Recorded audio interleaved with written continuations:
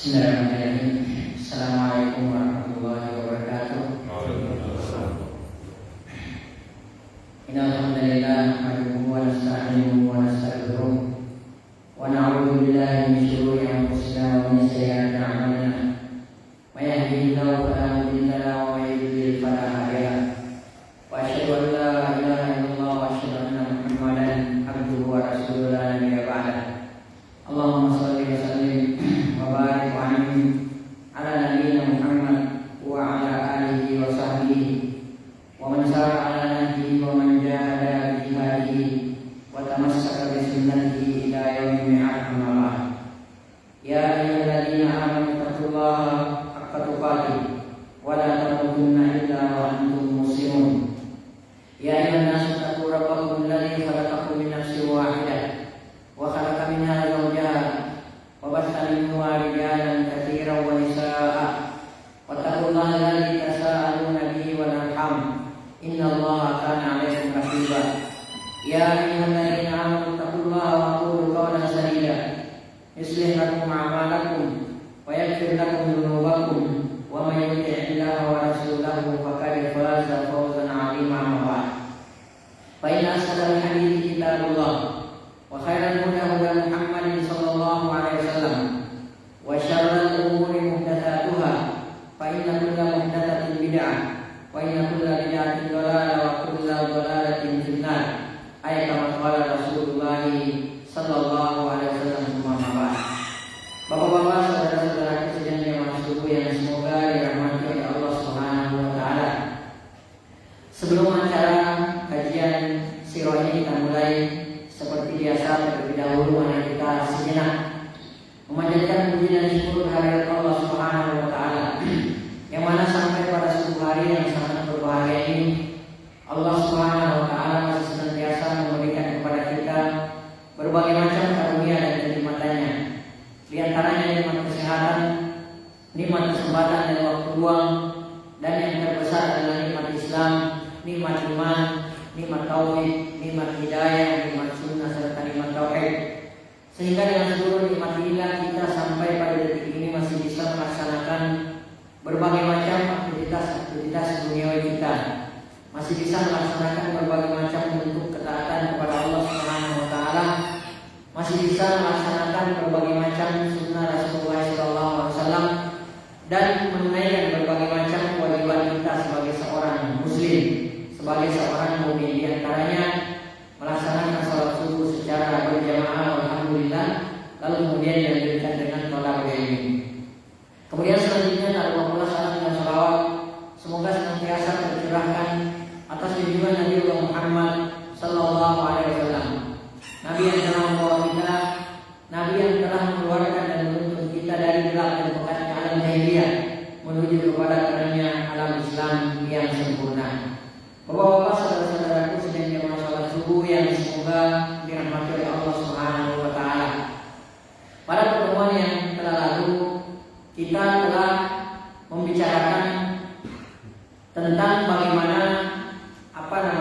ketika terjadi perang Uhud, yaitu bagaimana terakhir kita saksikan bagaimana semangat patriotismenya seorang Abu Jahal, yang mana beliau radhiyallahu ta'ala yang memegang atau mengambil pedang Rasulullah sallallahu alaihi wasallam sesuai dengan amanah Rasulullah sallallahu alaihi wasallam. Nah, kita saksikan bahwa dalam perang Uhud ini pada awal mulanya itu kaum muslimin sudah diberikan kemenangan oleh Allah Subhanahu wa taala. Ini terlihat dengan sudah kocar-kacirnya pasukan musuh. Pasukan musuh sudah mulai berlari, sudah mulai pada kabur. Dan wanita-wanitanya itu sudah yang wanita-wanita para istri mereka yang mereka bawa dalam perang Uhud ini itu pada sudah mulai kocar-kacir dan sudah mulai kabur dari medan pertempuran. Nah, pada saat itulah kita saksikan bahwa pasukan pemanah yang diberikan amanah oleh Rasulullah sallallahu alaihi wasallam agar supaya jangan meninggalkan bukit rumah sebelum ada perintah dari Rasulullah sallallahu alaihi wasallam. Akan tetapi mereka para pasukan pemanah kaum muslimin sudah berada di atas kemenangan, lalu kemudian pasukan musuh sudah mulai berjalan kaki, sudah pada mulai kabur, maka yang terjadi mereka akhirnya ya berdebat di atas. Jadi ada sekitar 50 orang pasukan pemanah tersebut itu berdebat. Mereka berdebat dalam masalah apa? Berdebat dalam masalah apakah mereka masih tetap tinggal di atas bukit tersebut karena pasukan musuh sudah berlari, atau apakah mereka turun untuk membantu kaum muslimin lainnya dalam rangka mengumpulkan ghanimah. Ya, maka sebagian dari antara mereka mengatakan ghanimah. Ya, ayo kita turun mengambil harta rampasan karena musuh sudah pada berjalan kaki.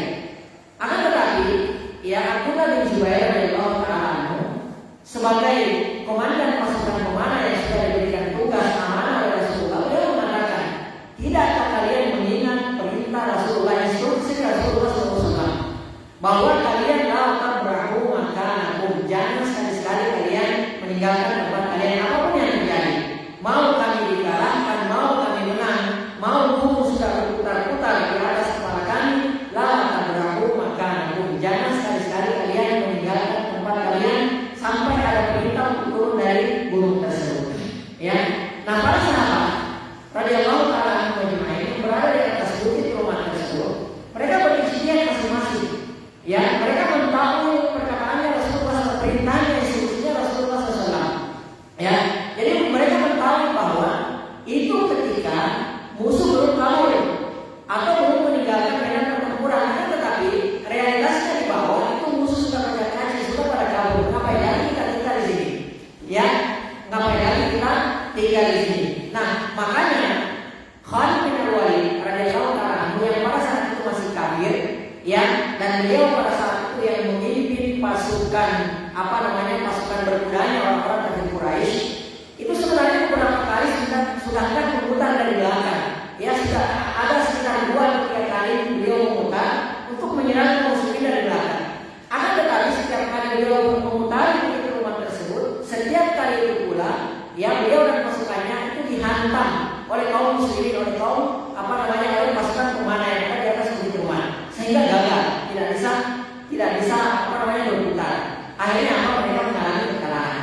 Ya, nah dengan adanya pasukan pemanah ini menyelisihi perintah Rasulullah SAW, melanggar ya instruksi Rasulullah SAW, maka mereka pun mengalami kekalahan. Yang tadinya kaum muslimin ya sudah berada di atas angin, sudah mendapatkan kemenangan, maka akhirnya mereka pun kalah setelah itu. Dan ini Allah Subhanahu wa ta'ala ceritakan di dalam Al-Quran surah Al-Imran ayat 152. Allah Subhanahu wa ta'ala berfirman, "Wa laqad sadaqakumullahu wa'dah id tahsunahum bi'izni." Kata Allah Subhanahu wa ta'ala, dan sesungguhnya Allah Subhanahu wa ta'ala telah memenuhi janjinya kepada kalian dengan kemenangan di awal pertempuran. Ya, kaum muslimin sudah mengalami kemenangan ketika kalian membunuh mereka dengan izin Allah Subhanahu wa ta'ala. Jadi musuh-musuh pada saat itu di awal pertempuran itu sudah dibunuh, ya, karena mereka menang dalam masalah tempat dan masalah strategi. Itu semua atas pertolongan Allah Subhanahu wa ta'ala. Kata Allah Subhanahu wa ta'ala, "Hatta idza fashiltum wa tanaza'tum fil amri wa asaytum min ba'di ma arakum ma tuhibbun." Kata Allah Subhanahu wa ta'ala, sampai pada saat kalian lemah dan berselisih dalam urusan itu dan mendurhakai perintah Rasulullah SAW, sesudah Allah Subhanahu wa ta'ala memperlihatkan kepada kalian apa yang kalian sukai. Ya, jadi itu tadi, ketika musuh sudah pada kabur, kaum muslimin yang ada di bawah sudah mulai mengumpulkan harta rampasan, sudah mulai mengumpulkan ghanimah, ya, dan mereka melihat dengan mata kepala mereka sendiri bagaimana musuh lari, bagaimana kaum muslimin sudah mulai mengumpulkan ghanimah harta rampasan. Maka pada saat itu kata Allah memperlihatkan apa yang kalian sukai. Ya, nah maka disitulah kaum muslimin diuji. Kata Allah Subhanahu wa ta'ala, "Minkum may yuridu dunya." Di antara kalian, kata Allah Subhanahu wa ta'ala, ada yang menginginkan dunia, harta rampasan tersebut. Ya, wa minkum may yuridu akhirat. Dan di antara kalian ada yang menginginkan akhirat. Ya, pasukan di atas terpecah menjadi 2. Yang satunya menginginkan dunia, mau turun ke bawah dalam rangka mengumpulkan harta rampasan. Kemudian yang satunya lagi, satu kelompok lagi itu tetap yang mematuhi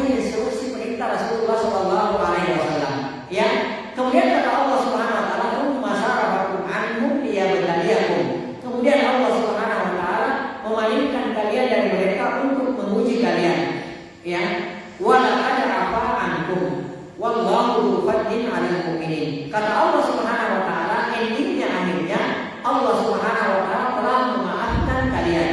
Ya, dan Allah Subhanahu wa taala mempunyai karunia yang dilimpahkan atas orang-orang yang beriman. Perhatikan di sini. Ya, Allah Subhanahu wa taala katakan, ya, sampai kalian berselisih, kalian lemah, kalian berselisih di atas, lalu kemudian di antara kalian sekelompok kalian ada yang menginginkan dunia, di antara kalian ada yang menginginkan akhirat. Ya, akhirnya turunlah sebagian besar kemana tersebut dan bertahanlah 10 orang di atas bukit rumah tersebut. Ya, termasuk di antaranya Abdullah bin Zubair radhiyallahu ta'ala komandannya pada saat itu. Nah, perhatikan di sini. Ya, ketika ketika mereka sudah turun ke bawah, ternyata di antara kaum musyrikin, musuh-musuh yang belum kabur pada saat itu, ternyata di antaranya adalah Khalid bin Al-Walid dan pasukannya. Ini Masya Allah, Khalid bin Al-Walid radhiyallahu ta'ala anhu, beliau ini adalah seorang ahli dalam perang, strategi perangnya luar biasa. Dan dalam sejarah Khalid bin Al-Walid itu tidak pernah kalah dalam pertempuran manapun. Dari ratusan pertempuran yang beliau pimpin, itu tidak ada satu perang pun yang kalah. Boleh kita cek dalam sejarah, termasuk di perang Uhud ini. Ya, itu dipimpin oleh Khalid bin Al-Walid radhiyallahu ta'ala. Beliau pada saat itu belum masuk Islam. Ya, nah Khalid bin Al-Walid ini pintar. Beliau tidak langsung kabur pada saat itu. Ya, akan tetapi beliau melihat dari jauh bagaimana perkembangan kaum muslimin pada saat itu. Ya, ternyata setelah kaum muslimin turun ke bawah, dia lihat pasukan pemanah sebagian besar sudah mulai turun ke bawah. Maka yang terjadi, Khalid bin Al-Walid segera mengumpulkan kembali pasukan berkudanya. Maka dengan serentak dia menuju ke bukit rumah. Terlebih dahulu dia naik ke atas bukit rumah. Lalu kemudian dia membunuhi semua pasukan yang tersisa di atas bukit rumah tersebut. Dia bunuh semuanya. Ada sekitar 10 orang. Di antaranya adalah pimpinannya Abdullah bin Zubair radhiyallahu ta'ala. Ya, mereka semua syahid pada saat itu. Lalu kemudian Khalid bin Al-Walid menyerang kaum muslimin dari berbagai macam arah. Ya, akhirnya pecah-pecahlah pasukan kaum muslimin pada saat itu. Nah, berkenaan dengan ayat, ya, firman Allah Subhanahu wa taala, minkum may yuridu dunya, di antara kalian ada yang menginginkan dunia, wa minkum may yuridu akhirat. Ibnu Mas'ud radhiyallahu ta'ala berkata, ma kuntu ala ahadan min ashabi Rasulillah sallallahu alaihi wasallam yuridu dunya hatta nazala fina yawma Uhud. Ya, minkum may yuridu dunya wa minkum may yuridu akhirat. Kata Ibnu Mas'ud radhiyallahu ta'ala, ma kuntu ala ahadan, saya tidak pernah menyangka seorang pun dari sahabat Rasulullah sallallahu alaihi wasallam yang menginginkan dunia. Ya, jadi perkataannya Ibnu Mas'ud. Jadi saya tidak pernah melihat sebelum ini, ya, tidak pernah menyangka bahwa ada satu orang pun sahabat Rasulullah SAW yang menginginkan dunia hatta nazala fina yawma Uhud, sampai turun ayat ini di perang Uhud. Ya, jadi Masya Allah. Ya, jadi itu kata Ibnu Mas'ud. Jadi tidak pernah, kata beliau, saya tidak pernah menyangka, saya tidak pernah melihat ada seorang pun sahabat Rasulullah SAW yang menginginkan dunia sampai ayat ini turun pada perang Uhud. Ya, minkum may yuridu dunya, di antara kalian ada yang menginginkan dunia. Ini nggak main-main, karena Allah Subhanahu wa taala yang Maha mengetahui hati manusia, ya, yang menurunkan ayat ini, bahwa di antara kalian pasukan pemanah tersebut ada yang menginginkan dunia, ada yang menginginkan akhirat. Ya, makanya mereka dibuat kalah oleh Allah Subhanahu wa taala. Ya. Nah, kita saksikan di sini sahabat radhiyallahu ta'ala anhum ajmain semuanya yang ada di perang Uhud tersebut, itu tidak ada yang meragukan keikhlasan mereka. Ya, tidak ada yang bisa meragukan keikhlasan mereka. Bahkan Allah Subhanahu wa taala menjamin keikhlasan mereka. Ya, sudah menstempel keikhlasan mereka. Dalam Al-Qur'an surah Al-Kahfi ayat 28, Allah Subhanahu wa taala berfirman, "Wasbir nafsaka." Ya, sabarkan dirimu wahai Muhammad. Ya, ini yang diperintahkan untuk bersabar adalah Rasulullah sallallahu alaihi wasallam. Kata Allah Subhanahu wa taala, "Wasbir nafsaka." Sabarkan dirimu wahai Muhammad ma'al ladzina yad'una rabbahum, bersama dengan orang-orang yang menyeru Tuhan mereka bil ghadati wal 'ashyi, pada pagi dan petang harinya. Yuridu yuriduna wajha, yang mana mereka itu menginginkan wajah Allah Subhanahu wa taala, hanya menginginkan keridhaan Allah Subhanahu wa taala. Perhatikan dalam ayat ini Allah Subhanahu wa taala menjamin hatinya para sahabat bahwa mereka yad'una rabbahum, mereka itu para sahabat, mereka itu menyeru yang menyembah Tuhan mereka pada pagi dan sore harinya, yuriduna wajha. Di sini jaminan Allah. Mereka itu yuriduna wajha. Mereka hanya menginginkan keridhaan wajah Allah Subhanahu wa taala. Perhatikan di sini Allah Subhanahu wa taala menjamin keikhlasannya para sahabat ridwanullah taala alaihi. Ya. Akan tetapi kita lihat enggak ada meragukan mereka. Mereka keluar dari rumahnya masing-masing di perang Uhud tersebut, tidak ada yang meragukan keikhlasan mereka. Mereka semua adalah orang-orang yang keluar dari rumahnya, keluar berperang mencari syahid. Mereka mencari syahid, kemudian mereka menginginkan wajah Allah Subhanahu wa taala. Nah, pelajaran yang bisa kita ambil di sini, ya, di antaranya adalah sekali bersahabat saja itu bisa berubah, ya, sekali bersahabat saja itu bisa berubah keikhlasannya. Dan siapa yang meragukan keikhlasan mereka para sahabat ridwanullah taala alaihi ketika mereka keluar pada perang tersebut, ya, jadi mereka itu tidak diragukan lagi, mereka itu ikhlas keluar dari rumahnya berperang mencari syahid dalam rangka apa? Dalam rangka mencari wajah Allah Subhanahu wa taala. Nah, maka hendaklah kita terus menjaga dan memperbaharui niat kita. Ya, karena kenapa? Pelajaran dari para sahabat ridwanullah taala alaihi, boleh jadi kita ketika beramal itu boleh jadi awalnya kita ikhlas. Akan tetapi nanti di tengah perjalanan kita bisa berubah. Ya.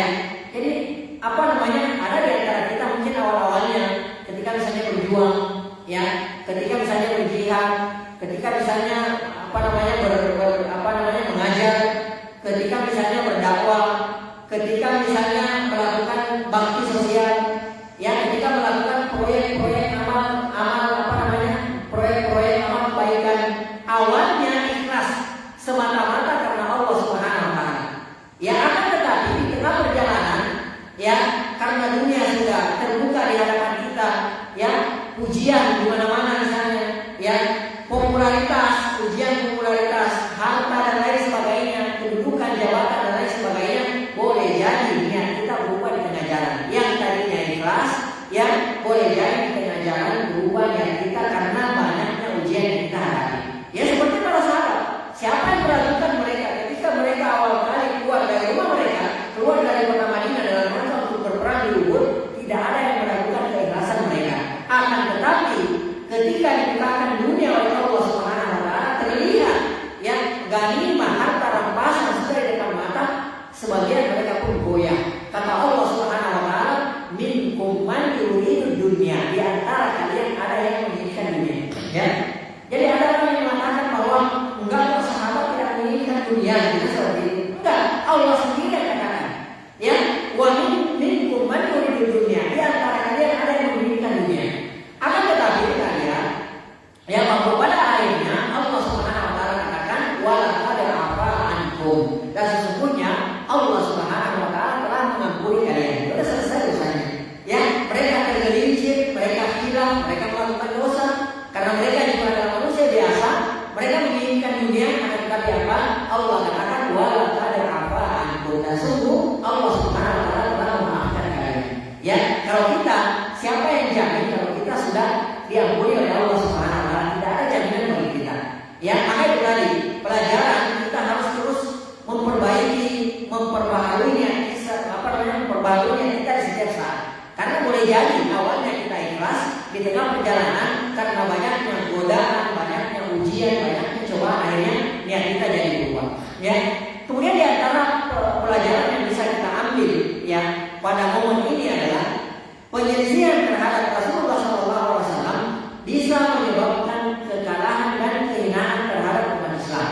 Ya, jadi menyelisihi perintah Rasulullah SAW. Ya, kalau bahasanya sekarang menyelisihi sunnah Rasulullah SAW itu pasti bisa menimbulkan kekalahan dan kehinaan terhadap kaum muslimin. Ya, itu jelas. Ya, jadi jangan pernah kita mengharapkan kemuliaan di tubuh kaum muslimin. Jangan pernah kita mengharapkan kemenangan yang kita bisa raih kalau setiap saat menyelisih sunnah Rasulullah SAW, menyelisih perintah Rasulullah SAW.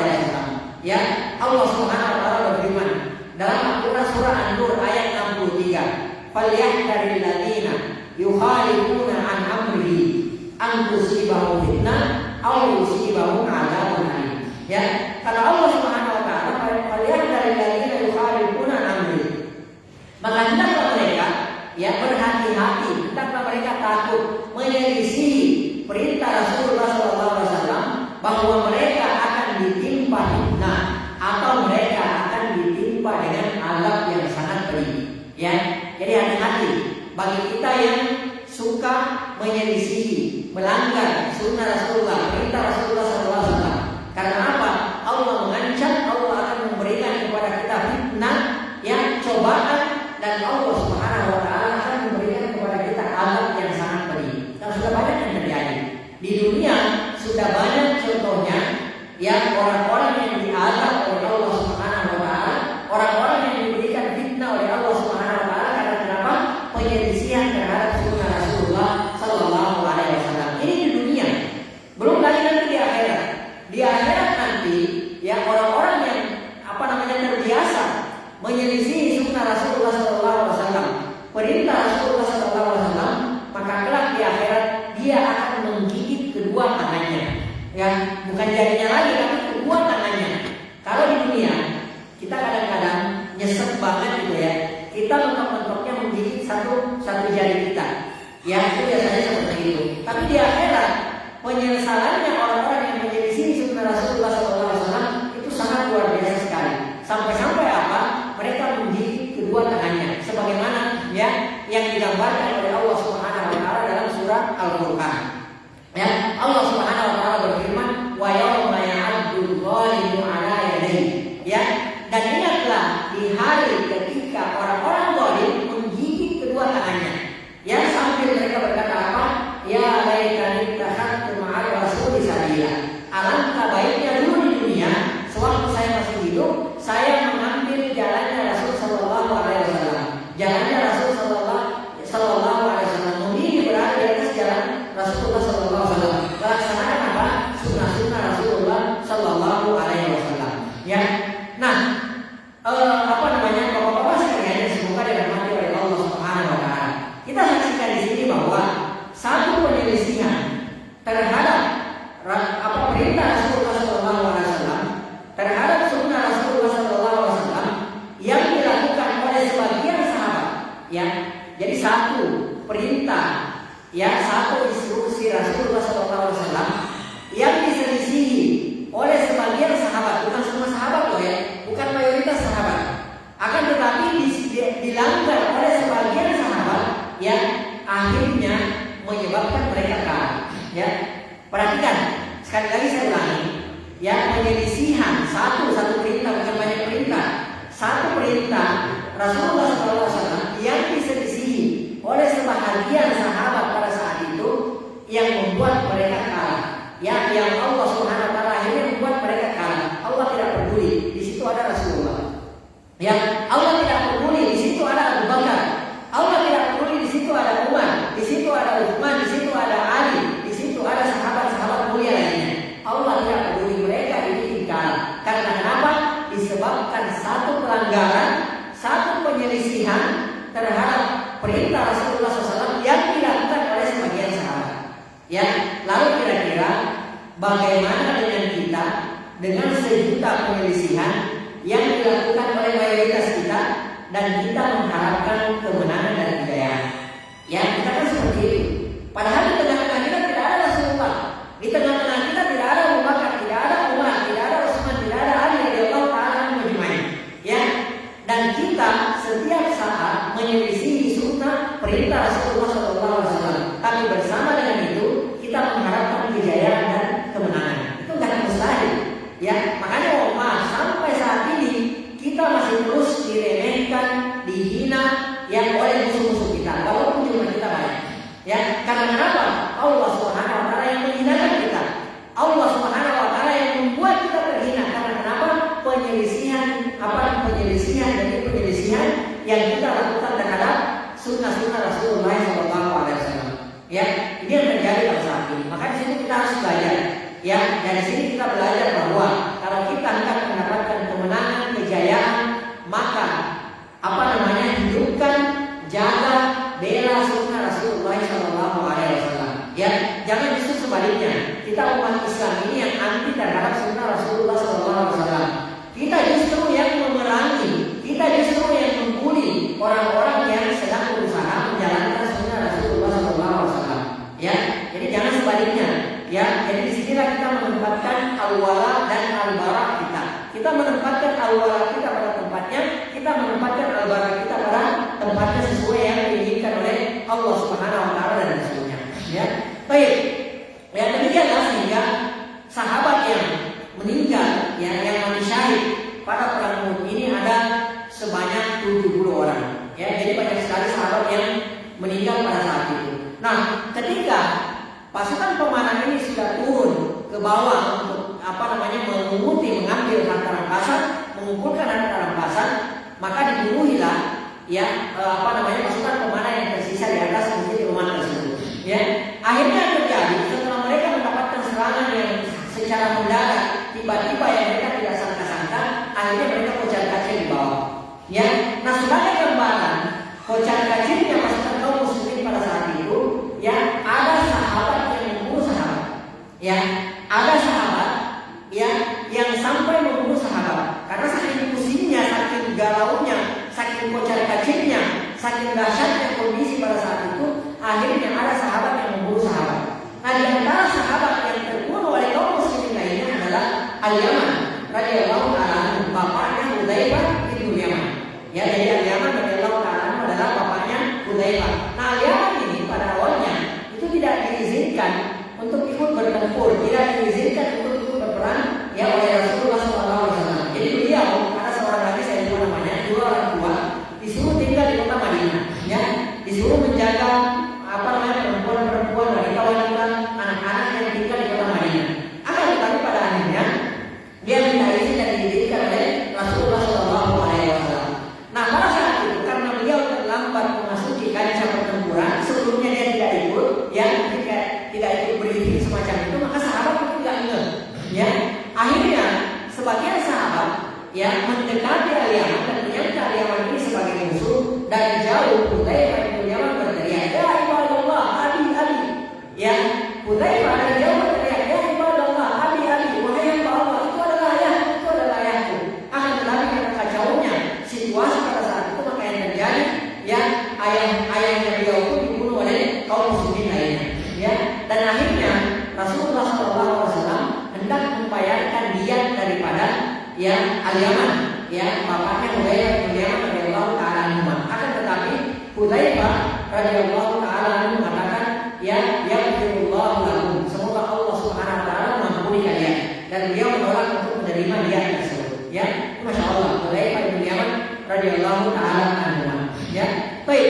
Kemudian di antara sahabat yang syahid terbunuh di tengah-tengah kekacauan tersebut adalah Hamzah bin Abdul Muttalib radhiyallahu ta'ala anhu, pamannya Rasulullah SAW, paman yang sangat dicintai oleh Rasulullah SAW. Makanya nanti kita lihat bagaimana kesedihan Rasulullah SAW pasca terbunuhnya pamannya ini.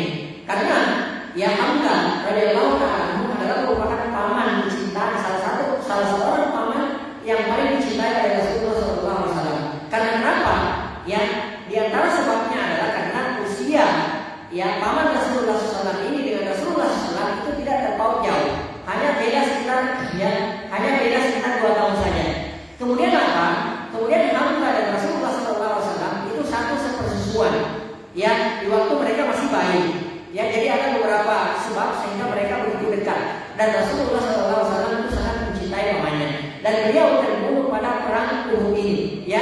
Beliau syahid di perang Uhud ini, dan akibat daripada kekacauan yang terjadi pada saat itu pasca turunnya pasukan pemanah dari Bukit Rumah.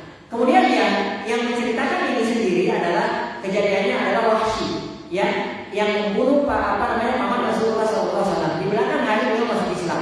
Beliau menceritakan sebagaimana dalam riwayatnya Imam Bukhari rahimahullah taala. Beliau mengatakan, kuntu ulaman li Jubair bin Mut'im. Saya dulunya adalah budaknya Jubair bin Mut'im.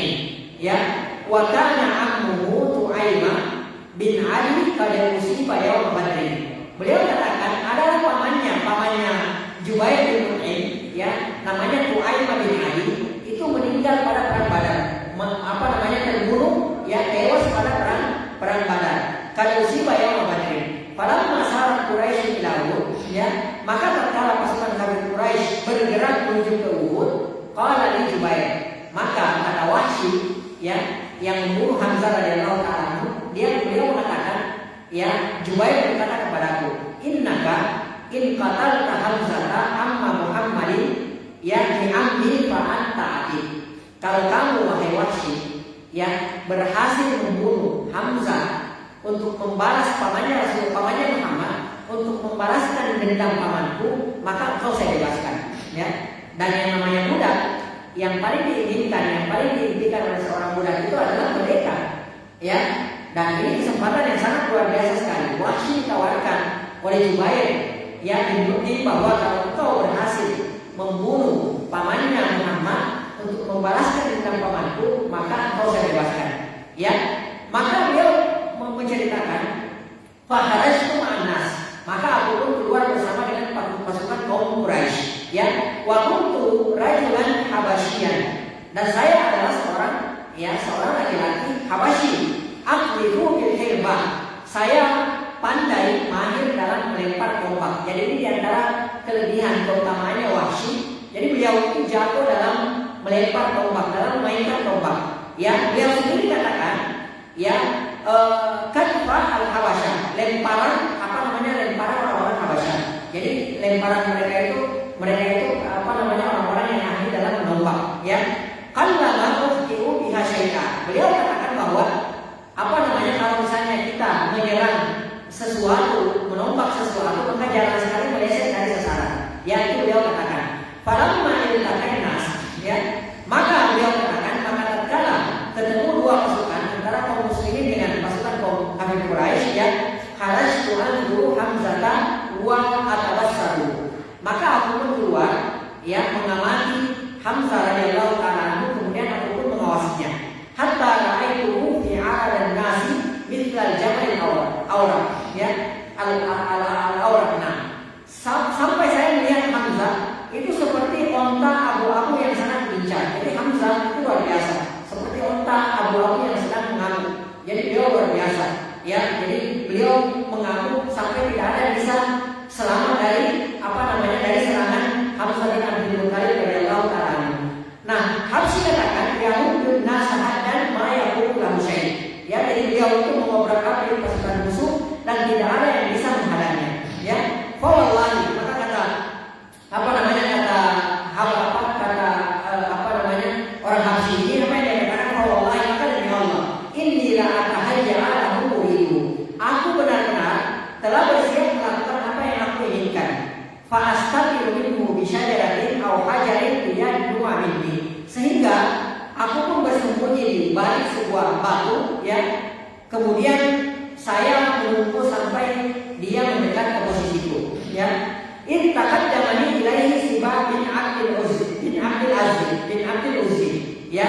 Kata beliau, sampai ketika saya sedang bersembunyi di balik batu dan saya mengincar Hamzah, tiba-tiba, ya, Siba, ya, bin Abdul Uzzi itu mendahului aku, ya, artinya, ya, Siba ini mendahului untuk menyerang, ya. Falamma Hamzah qala, maka tatkala Hamzah melihat Siba, ya, maka Hamzah radhiyallahu ta'ala berkata kepada dia, ya, halumma ilayya ya bana muqatti'atal budur. Ya, jadi Hamzah radhiyallahu ta'ala ini menghina Siba. Siba ini adalah seorang yang, ya, luar biasa dalam peperangan. Jadi Siba ini, ya, adalah salah seorang dari Mubarizun, orang-orang yang ketika mau sebelum dimulai pertempuran kolosal itu sebelumnya ada mubarazah, sebelumnya ada duel terlebih dahulu. Maka majulah siapa? Majulah Siba. Dan dia adalah seorang pemberani, dia adalah seorang jawab, seorang jagoannya orang-orang Quraisy. Ya, akan tetapi begitu Hamzah melihatnya, dia dibuli oleh Hamzah. Ya, jadi dibangkitkan kemarahannya terlebih dahulu oleh Hamzah. Apa yang dikatakan oleh Hamzah? Ya, halumma ilayya ya benar ya, kembalilah mendekatlah kepadaku, wahai anak dari seorang wanita, mohon maaf, ya, Jadi mohon maaf bahasanya seperti itu. Ya, jadi ibunya Sibah ini adalah khattan. Ya, jadi seorang tukang sunat ibunya, seorang tukang sunat wanita. Ya, jadi begitu Hamzah hendak membangkitkan kemarahannya Sibah. Kalau orang sudah marah kan kontrol emosinya naik, kontrolnya hilang, kontrol ibunya hilang. Ya, akhirnya dibully sama Hamzah supaya dia marah, supaya dia ngamuk. Ya, dikatakan Hamzah radhiyallahu anhu mengatakan kepada dia, sini kamu wahai anak dari tukang sunat. Nah, seperti itu. Akhirnya dia pun marah. Ya, maka Wahsy mengatakan, yang menyaksikan ini Wahsy mengatakan, fadarahu darbatan ka'annama ahtau ra'sahu. Maka Hamzah radhiyallahu ta'ala membabat Sibah dengan tebasan yang membelah kepalanya. Ya, jadi ini yang menceritakan ini adalah Wahsy yang nanti dia yang membunuh Hamzah radhiyallahu ta'ala. Ya, kemudian dia berkata, wa hazastu hirbati hatta ila raditu minha. Sehingga ketika aku yakin dia adalah jangkauan tombakku setelah kejadian ini, setelah Hamzah radhiyallahu ta'ala membunuh Sibah, ya, Wahsy mengatakan, sehingga ketika aku yakin bahwa Hamzah sudah dalam jangkauan tombakku, dafa'tuha ilaihi, maka aku pun melemparkan ke arahnya. Ya, maka Wahsy melemparkan tombaknya ke arah Hamzah radhiyallahu ta'ala. Ya, fawaqa'a fi sunnatihi ahsyaihi, maka tombak tersebut ya itu tepat mengenai ya sasarannya adalah di bawah perut Hamzah radhiyallahu ta'ala. Ya, hatta kharajat min baini rijlaihi, ya sampai tembus ke di antara selangkangan ya Hamzah radhiyallahu ta'ala. Ini luar biasa ya. Coba kita bayangkan ya tombak ya, dan tidak mungkin dalam waktu yang tidak mungkin dalam jarak yang sangat dekat sekali. Intinya di sini sudah dia perkirakan dalam jarak jangkauan tombak, dia pun melemparkan tombaknya ke arah Hamzah dan tepat mengenai di bawah perut beliau radhiyallahu ta'ala anhu. Kemudian tembuslah sampai ke belakang ya, di antara dua kaki beliau, di selangkangan beliau radhiyallahu ta'ala anhu. Ya, wa dhahaba liyanu anakhi faquriba. Maka Hamzah radhiyallahu ta'ala ketika terkena lemparan tombak tersebut ya, maka beliau pun berjalan ke arahku. Jadi beliau melihat Wahsy yang melempar tombak kepadanya yang hendak membunuhnya. Ya, Hamzah berusaha bangkit untuk menuju ke Wahsy. Ya, namun akhirnya ya beliau radhiyallahu ta'ala tersungkur. Ya, wa taraktuhu wa iyyaha ya hatta mata. Maka aku pun meninggalkan Hamzah dan tombakku sampai dia mati, sampai Hamzah meninggal dunia. Tsumma ataituhu fa'ahastu hirbati. Kemudian setelah Hamzah meninggal, maka aku pun datang mencabut tongkatku tersebut, tombakku tersebut. Ya, tsumma raja'tu ila al-askari faqa'attu bihi. Kemudian aku pun kembali ke kemah, ya, ke pusat komando, lalu aku pun duduk di situ. Walam yakun bi ghairihi hajat. Karena saya tidak ada keperluan lain, saya tidak ada urusan lain kecuali membunuh Hamzah radhiyallahu ta'ala. Karena saya hanya menginginkan merdeka saja. Ya, karena dijanjikan merdeka oleh majikannya, ya, oleh majikannya, maka yang terjadi dia hanya tujuannya hanya untuk membunuh Hamzah radhiyallahu ta'ala. Wa inna ma qataltuhu li'uta. Saya membunuh Hamzah itu supaya saya bisa dibebaskan. Falamma qadimtu Makkah utiktu. Maka tatkala saya masuk Makkah, maka aku pun dibebaskan, kata beliau. Ya. Nah, di belakang hari Wahsy radhiyallahu ta'ala beliau masuk Islam. Ya, beliau masuk Islam. Beliau ketika bersyahadat Rasulullah SAW, ketika mendengarkan beliau bersyahadat, ya, beliau bertanya, "Awahsyun anta? Apakah engkau yang bernama Wahsy?" Maka Wahsy mengatakan, "Na'am." Ya, betul sekali wahai Rasulullah, saya yang bernama Wahsy. Maka Rasulullah SAW mengatakan, "Ghayyib anni wajhaka fala araka." Ya, sebisa mungkin, ya, kamu jangan nongol lagi depan saya. Ya, sampai saya tidak melihat lagi. Jadi sebelumnya Rasulullah menceritakan, Rasulullah memerintahkan kepada Wahsy untuk menceritakan kaifa qatalta ya Hamzah, bagaimana kau membunuh Hamzah. Kemudian beliau menceritakan, kemudian Rasulullah SAW mengatakan, "Ghayyib anni wajhaka." Sebisa mungkin kamu jangan nongol lagi di depan saya, karena arahnya sehingga saya tidak melihatmu. Maka ya Wahsy mengatakan, maka saya tidak berusaha untuk tidak pernah berhadapan dengan Rasulullah SAW. Ya, berhadapan dengan pandangan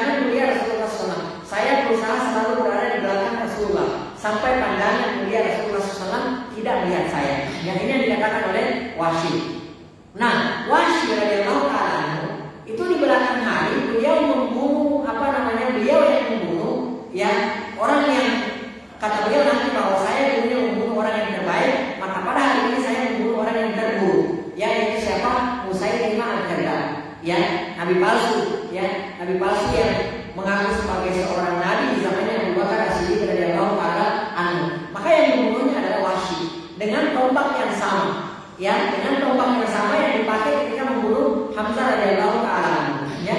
Nah, Wahsy berkata ketika membunuh Musailimah al-Kadzdzab, ya, fa in kuntu ana alladhi qataltuhu. Kalau memang betul aku yang membunuh Wahsy, karena ketika beliau menompak Wahsy, ketika Wahsy menompak Musailimah al-Kadzdzab, ya ada salah seorang sahabat dari kaum Ansar yang langsung menebas lehernya Musailimah al-Kadzdzab. Ya, yang langsung menebas lehernya Musailimah al-Kadzdzab. Maka beliau mengatakan, fa in kuntu ana alladhi qataltuhu. Kalau memang aku yang membunuh ya Musailimah al-Kadzdzab, maka beliau katakan, aku qataltu khairan nasi fi hayati Muhammadin sallallahu alaihi wasallam. Maka aku dulu pernah membunuh orang terbaik ya di masa Rasulullah sallallahu alaihi wasallam masih hidup, wa syarran nasi ba'da wafatihi, dan aku telah membunuh manusia yang terburuk pasca meninggalnya Rasulullah sallallahu alaihi wasallam. Ya, jadi beliau yang membunuh Musailimah al-Kadzdzab. Jadi beliau membuktikan ya taubatnya. Beliau beliau menutupi kesalahannya di masa lalu dengan membunuh orang yang terburuk pada saat itu, yaitu Musailimah al-Kadzdzab alaihi laknatullah. Ya, baik. Kemudian di antara yang meninggal pada saat itu ya, di tengah-tengah kekacauan tersebut adalah Mus'ab bin Umair radhiyallahu ta'ala anhu. Ya, kita tahu ya Mus'ab bin Umair bagaimana kiprahnya beliau di Islam, ya, bagaimana kecintaan Rasulullah SAW terhadap Mus'ab bin Umair. Mus'ab bin Umair ini, ya, sebelum beliau masuk Islam, beliau adalah salah seorang pemuda Quraisy yang sangat yang sangat tampan sekali, ya. Jadi baju-baju yang beliau pakai itu bukan baju-baju lokal, ya. Pakaian yang beliau pakai itu adalah pakaian impor, pakaian yang diimpor dari Indonesia. Begitu pula parfum yang beliau, minyak wangi yang beliau pakai, Mus'ab bin Umair itu sebelum masuk Islam, itu adalah parfum impor, ya. Sampai-sampai kalau beliau pakai parfum itu, beberapa ratus meter beliau berjalan, itu sudah ketahuan kalau ini wanginya Mus'ab bin Umair, itu saking wanginya. Jadi beberapa ratus meter sebelum terlihat orangnya, itu sudah tercium bau parfumnya, ya. Dan tubuhnya itu biasa diminyaki, ya. Dan beliau adalah seorang yang sangat terkenal, sangat ganteng, sangat wangi, sangat rapi, di antara orang-orang pemuda Quraisy, ya. Nah, setelah beliau masuk Islam dan diketahui oleh orang tuanya, maka subsidi pun diputuskan, ya. Subsidi diputuskan. Akhirnya dia dijauhi, dibuang oleh orang tuanya.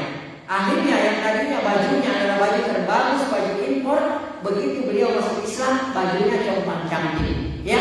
Yang kulitnya yang dulunya senantiasa diminyaki, kalau mungkin kayak sekarang pakai body yang termahal, ya, seperti itu, ya. Begitu beliau masuk Islam, maka kulitnya pun bersisik seperti kulit ular, ya. Sampai Rasulullah SAW pernah menangis melihat kondisi Mus'ab bin Umair radhiyallahu ta'ala anhu. Tahukah kita bahwa Mus'ab bin Umair radhiyallahu ta'ala anhu adalah orang yang dipercaya oleh Rasulullah SAW sebelum Rasulullah SAW hijrah ke kota Madinah. Rasulullah mengutus Mus'ab bin Umair ke kota Madinah dalam rangka berdakwah di sana. Dan masya Allah, ya, banyak yang masuk Islam karena dakwahnya Mus'ab bin Umair. Dan tidak sembarangan Rasulullah SAW memberikan tugas kepada seseorang, apalagi tugas untuk berdakwah. Dan itu diberikan kepada Mus'ab bin Umair radhiyallahu ta'ala anhu. Karena beliau dulunya adalah seorang tajir, seorang kaya, tahu bagaimana cara bermuamalah, bagaimana cara menghadapi orang kaya, bagaimana berbicara dengan orang kaya, beliau tahu persis. Akhirnya beliau yang diutus oleh Rasulullah Sallallahu Alaihi Wasallam ya ke kota Madinah, dan banyak yang masuk Islam karena dakwahnya Mus'ab bin Umair. Beliau yang meninggal ya dalam kondisi yang kacau tersebut, ya. Baik. Nah, Mus'ab bin Umair radhiyallahu ta'ala anhu ketika beliau memakai baju perang, maka penampilannya itu sangat mirip dengan Rasulullah SAW. Nah, pada saat itu beliau memakai baju perang. Mus'ab bin Umair itu memakai baju perang. Nah, terlihatlah beliau mirip dengan Rasulullah SAW. Jadi kalau orang sekilas lihat, ya, apalagi orang-orang kafir Quraisy mungkin sudah lama tidak bertemu dengan Rasulullah SAW, maka mereka menyangka bahwa Mus'ab bin Umair ini adalah Rasulullah SAW. Ya, nah kebetulan ada seorang musyrik, ya, seorang kafir Quraisy yang bernama Ibnu Qamiyah.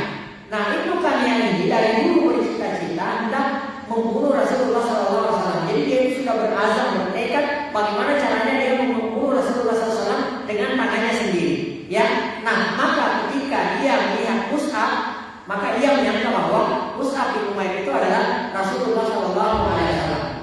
Maka dia pun segera menuju kepada Mus'ab bin Umair radhiyallahu ta'ala. Kemudian dia pun menyabetkan padanya, dia pun menebaskan pedangnya ke tangan kanan Mus'ab bin Umair.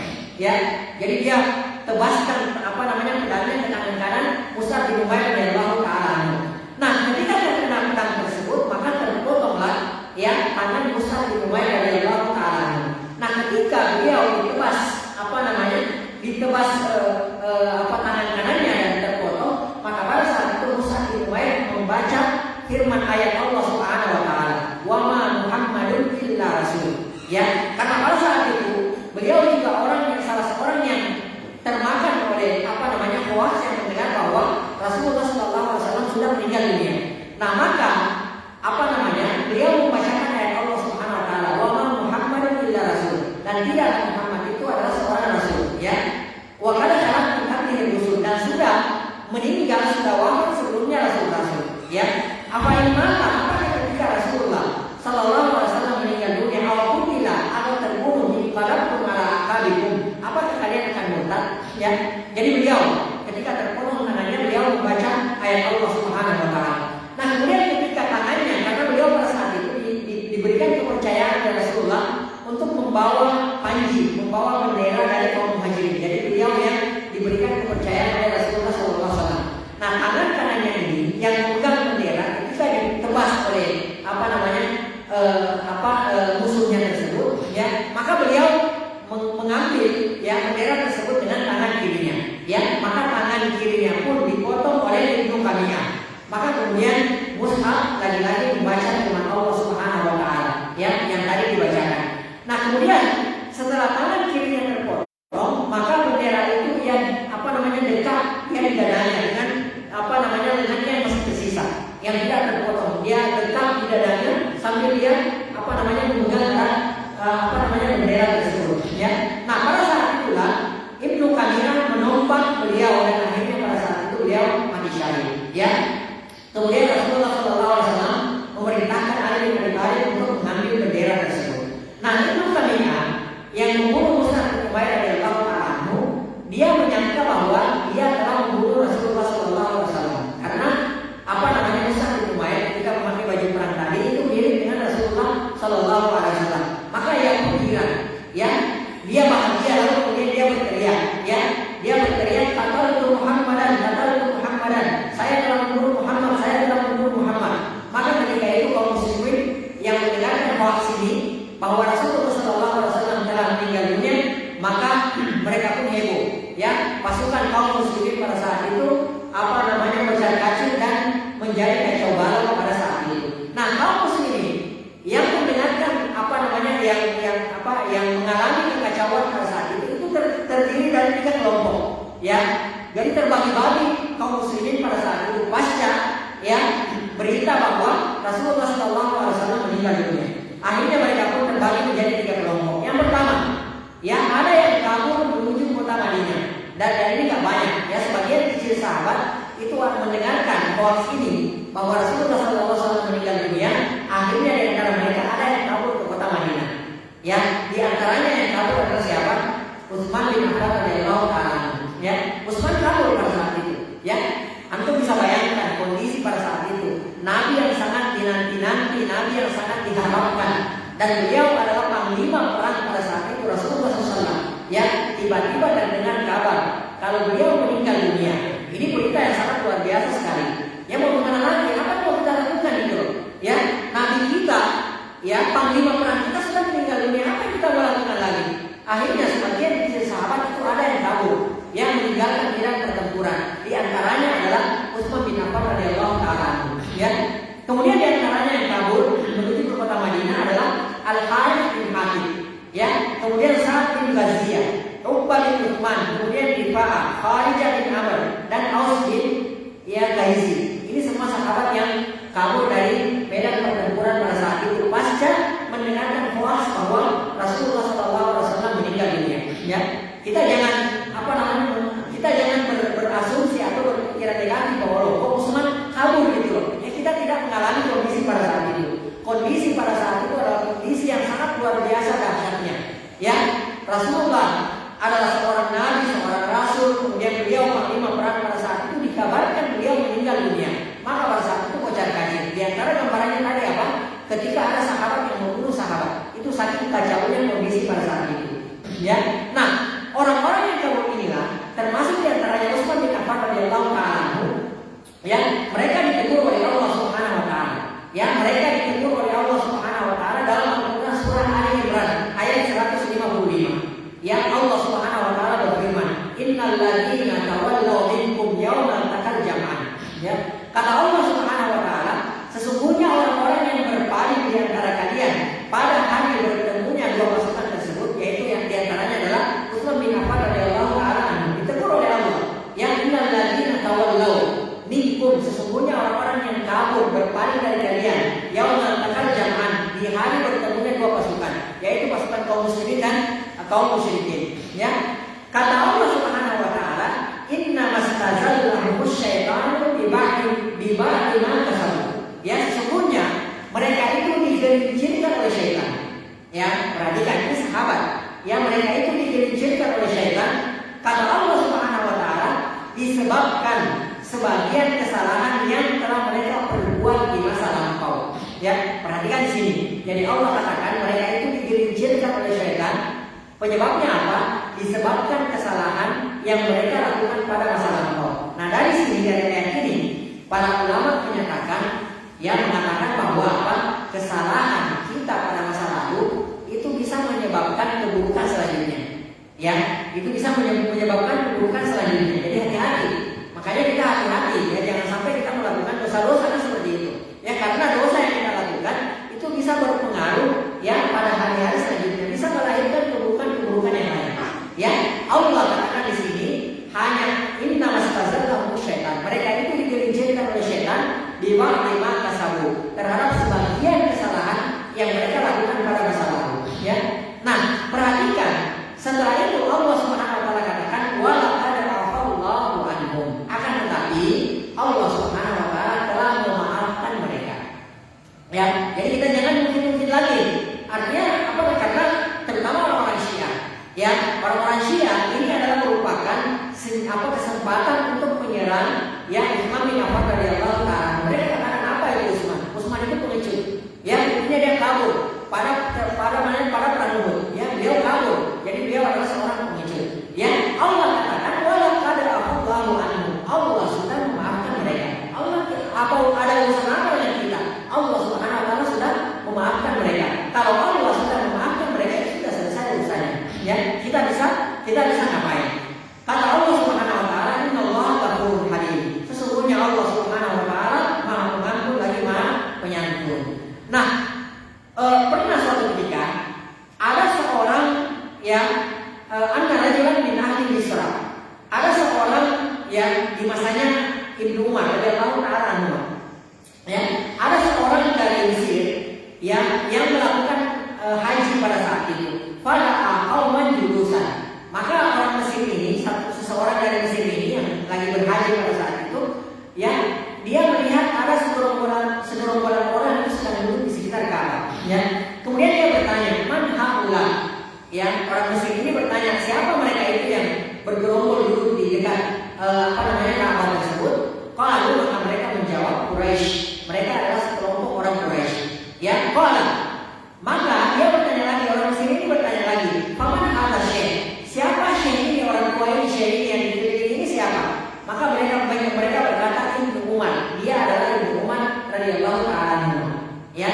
Nah, pada saat itu Ibnu Umar radhiyallahu taala anhu, ya, beliau adalah tentu ya, karena beliau adalah seorang sahabat, maka beliau ulamanya sahabat pada saat itu. Ya, pasca meninggalnya Rasulullah SAW. Ya, dikatakan bahwa dia itu syekh. Nah, maka si Mesir ini, laki-laki Mesir ini, beliau pun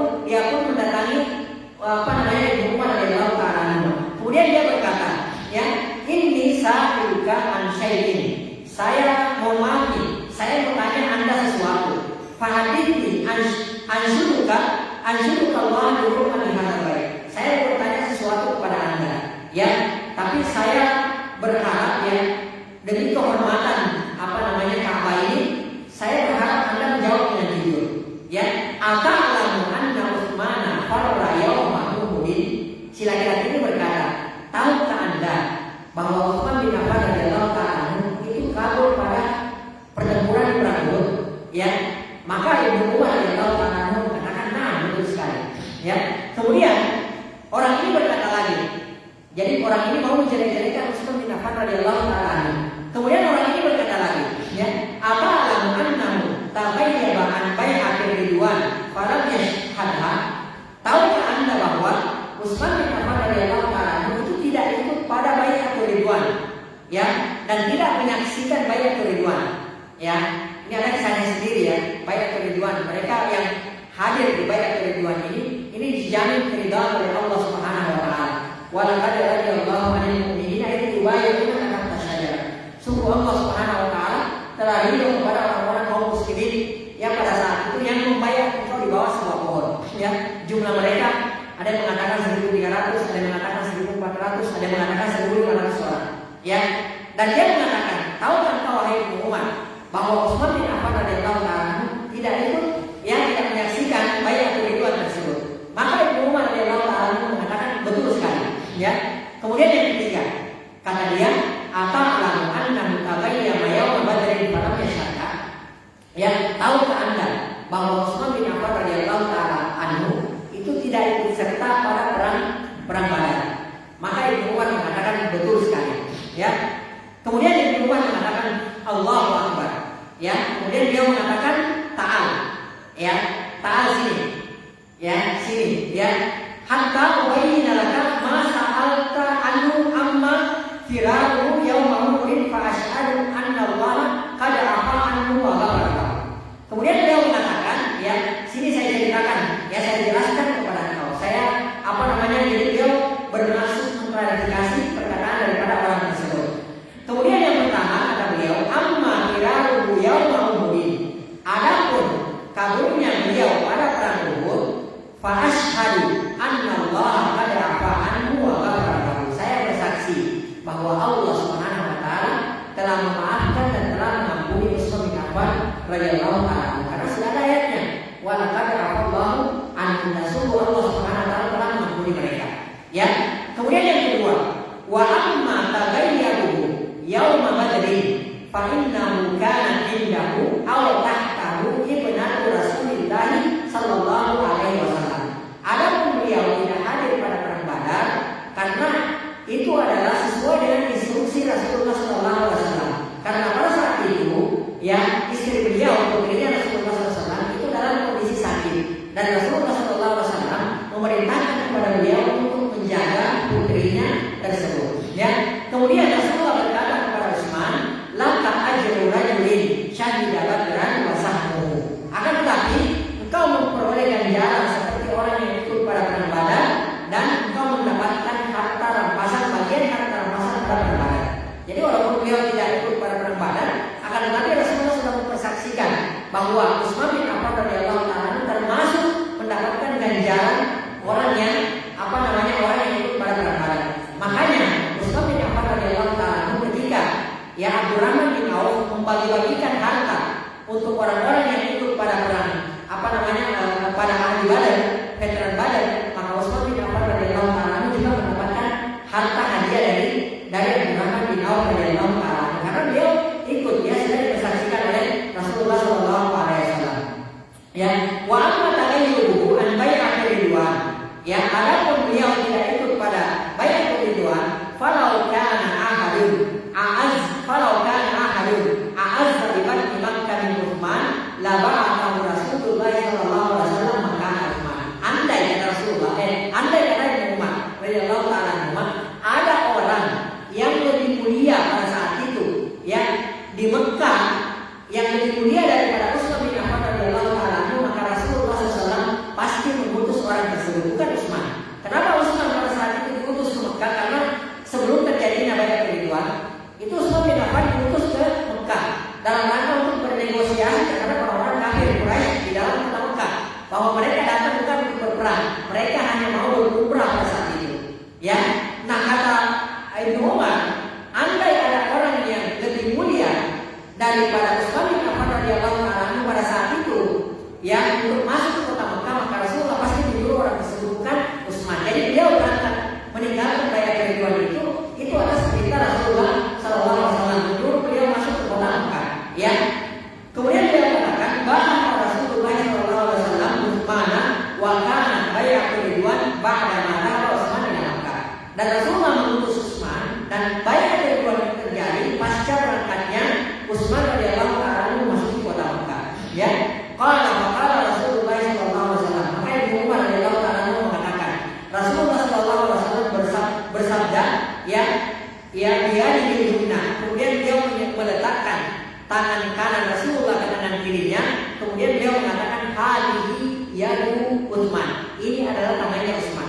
Ya, jadi Rasulullah SAW katakan seperti itu. Setelah semua kaum muslimin berbayat, beliau meletakkan tangan kanannya di atas tangan kirinya, kemudian beliau mengatakan hadihi yadu Utsman, ini adalah tangannya Utsman.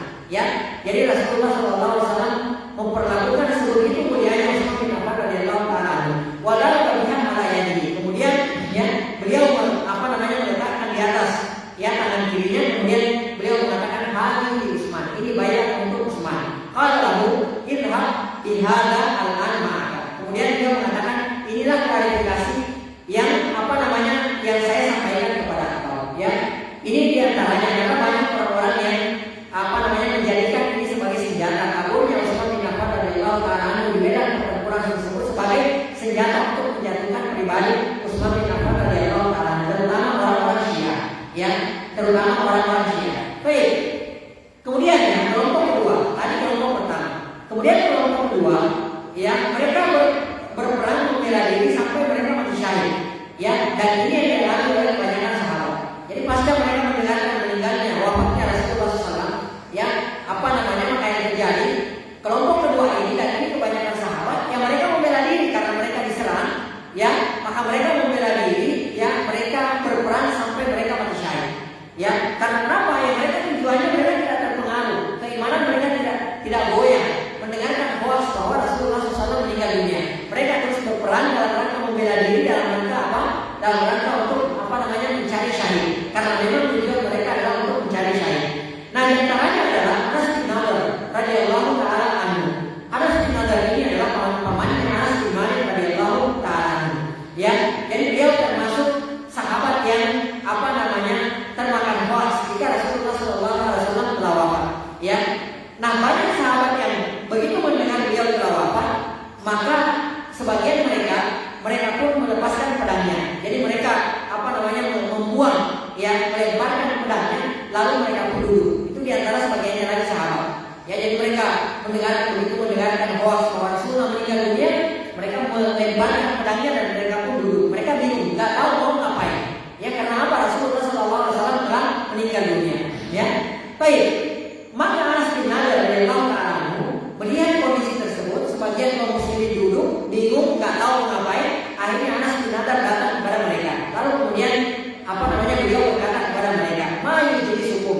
Apa yang membuat kalian duduk?" Ya, maka mereka berkata, "Qutila Rasulullah sallallahu alaihi wasallam." Rasulullah sallallahu alaihi wasallam telah terbunuh.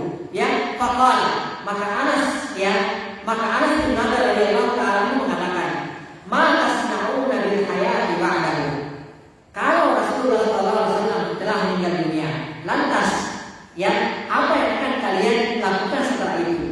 Ya, kalau misalnya nih Rasulullah sudah meninggal, sekarang mau ngapain lagi gitu? Ya, kata Anas bin Nadhr radhiyallahu ta'ala anhu, "Faqumu." Maka beliau mengatakan, "Ayo bangkitlah kalian." Ya, faqumu ala ma mata alaihi Rasulullah sallallahu alaihi wasallam. Matilah kalian sebagaimana Rasulullah sallallahu alaihi wasallam mati membela Islam. Ya, jadi beliau insyaallah luar biasa sekali keberaniannya Anas bin Nadhr radhiyallahu ta'ala anhu. Ya, kemudian beliau berkata, ya, setelah beliau memberikan motivasi kepada kaum muslimin yang lagi kebingungan, yang lagi bingung, nggak tahu ngapain, akhirnya beliau mengatakan, "Allahumma inni a'tadiru ilaika mimma sana'a haula." Ya Allah, ya aku memohon ampunan kepadamu terhadap apa yang mereka lakukan, yaitu kaum muslimin muslimin yang bingung entah mau ngapain. Ya. Wa abra'u ilaika mimma jara bihi haula. Dan aku berlepas diri terhadap apa yang dilakukan oleh musuh-musuhnya yaitu kaum musyrikin. Ya.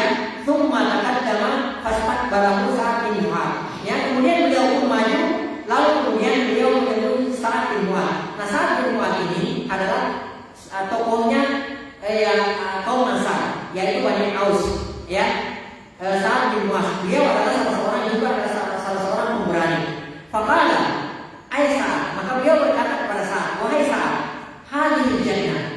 Ya, jadi Anas bin Nadar berkata kepada Sa'ad bin Mu'adz, wahai Sa'ad, hadhihi jannah, ini adalah surga. Wa rabbi Anasin ajidu rihaha duna'ud. Saya merasakan mencium baunya surga di antara gunung. Ya, kata beliau kepada Anas bin Nadar, kepada beliau kepada Sa'ad bin Mu'adz. Nah, tatkala pada saat itu beliau sudah meninggal dunia dan Sa'ad bin Mu'adz bertemu dengan Rasulullah SAW, maka beliau berkata kepada Rasulullah, wallahi ya Rasulullah, demi Allah ya Rasulullah, mastata'tu an asna'a ma sana'a Anas bin Nadar. Wahai Rasulullah, ya demi Allah, saya tidak sanggup melakukan seperti yang dilakukan oleh Anas bin Nadar. Ya, karena Anas bin Nadar dengan beraninya menyambut kematian, menyerang musuh itu kan, walaupun mendengar kabar bahwa Rasulullah SAW telah meninggal dunia, beliau tidak gentar, keimanannya tidak goyah. Adapun Sa'ad bin Mu'adz yang dikenal juga sebagai seorang pemberani karena beliau adalah tokoh yang kaum Ansar dari Bani Aus. Ya, beliau berkata mengakui di depan Rasulullah, ya Rasulullah, saya demi Allah saya tidak sanggup melakukan seperti yang dilakukan oleh Anas bin Nadar. Ya, qala Anas, maka Anas radhiyallahu ta'ala anhu ponakannya Anas bin Malik berkata, fawajadna bihi bid'an wa tamanina ma baina darbatin bisayfin aw ta'natin bi rumhin aw ramyatin bisahmin. Kata Anas, ya, beliau mengatakan, maka kami menemukan jenazahnya Anas bin Nadar, menemukan jenazah pamannya tersebut, ya, itu di tubuhnya ada sekitar 80 luka.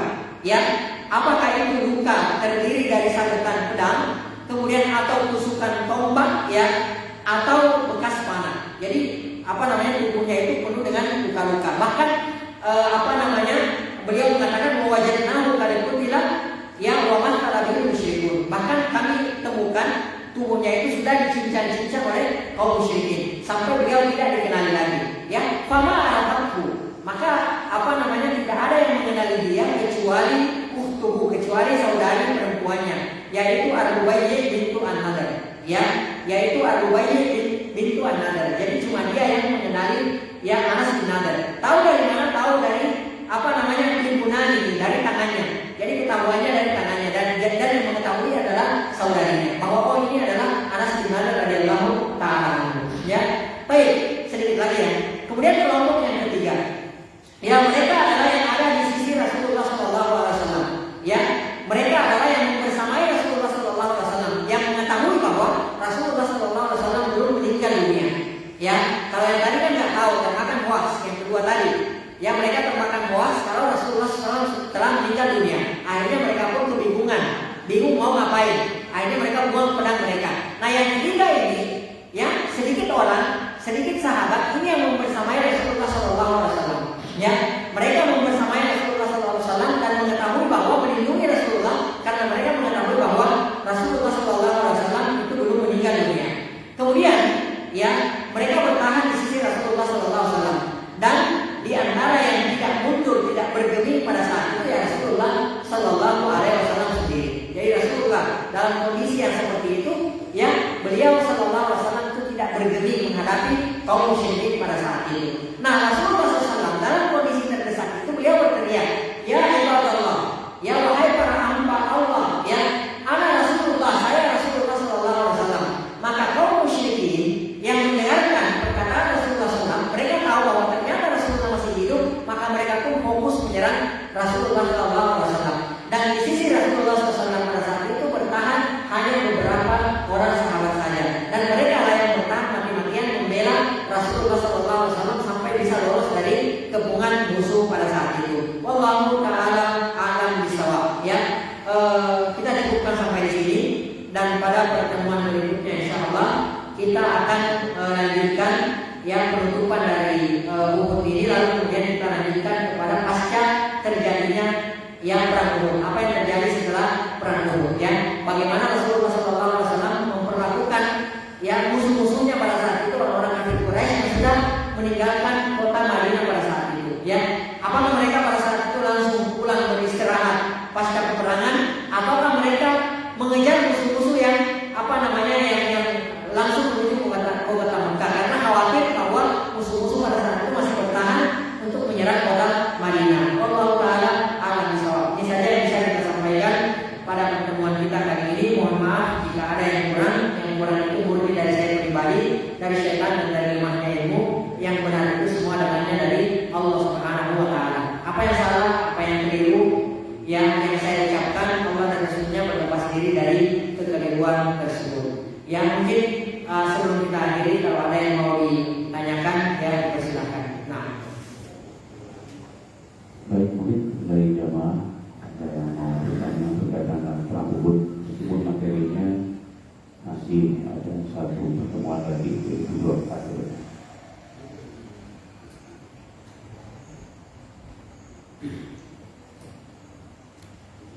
Ini nggak ada, kan mungkin pas. baik, ya nanti mungkin pas terakhirnya